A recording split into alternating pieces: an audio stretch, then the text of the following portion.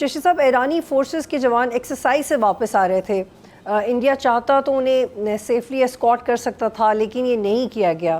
کیا ایران کی طرف سے اس کا کوئی رد عمل آپ ایکسپیکٹ کر رہے ہیں یا آیا ابھی تک؟ میرا تو خیال ہے ایران کی طرف سے ضرور ٹیسٹ ہونی چاہیے تھی، لیکن شاید وہ اتنے بڑے کرائسس میں ہیں، وہ اتنی تعلقات خراب کرنا مول نہیں لینا چاہتے.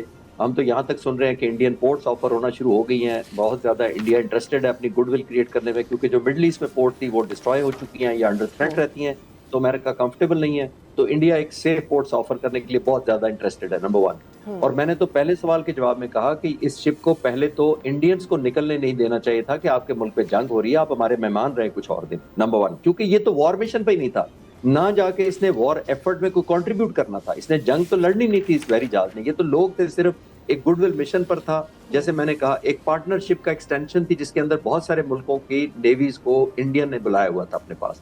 تو جب وہ ایگزٹ کر رہا ہے تو یا تو اس کو جانے نہ دیتے، یا اگر جاتے ہیں تو پھر امریکہ کو اسپیشل پرویشن لیتے. یہ ہمارا مہمان تھا، اس کو ہمارا سیف پہنچانا ایران تک ہمارا فرض ہے، تو وہ ہونا چاہیے تھا.